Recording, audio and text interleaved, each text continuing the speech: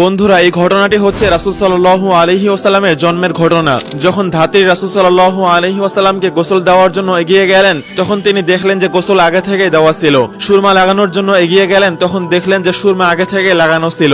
আর যখন আতর লাগানোর জন্য এগিয়ে গেলেন, তখন দেখলেন যে শরীর আগে থেকে সুগন্ধি দ্বারা সুবাসিত ছিল।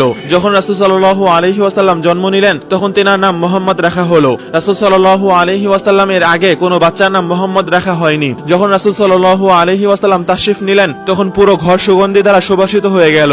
জন্মের পর রাসূল সাল্লাল্লাহু আলাইহি ওয়াসাল্লাম আল্লাহ তাআলাকে সিজদা করলেন, যা দেখে সবাই অবাক হয়ে গেলেন। সিজদার পর রাসূল সাল্লাল্লাহু আলাইহি ওয়াসাল্লাম তিনার মাথা মোবারক উঠালেন এবং নিজের হাতের শাহাদাত আঙ্গুলি দ্বারা উপরের দিকে ইশারা করলেন, যার ফলে পুরো ঘর নূরে নূরান্বিত হয়ে গেল। আল্লাহ তাআলা আমাদের রাসূল সাল্লাল্লাহু আলাইহি ওয়াসাল্লামকে সমস্ত মানুষ, জিন এবং সমস্ত মাখলুকাতের জন্য রহমত হিসাবে প্রেরণ করেছিলেন। যখন রাসূল সাল্লাল্লাহু আলাইহি ওয়াসাল্লাম পাথরের পাশ দিয়ে অতিক্রম করতেন, তখন পাথর থেকে আওয়াজ আসতো, আসসালামু আলাইকা ইয়া রাসূলুল্লাহ, আমি গর্বিত ইয়া রাসূলুল্লাহ যে আমি আপনার উম্মতের মধ্যে একজন।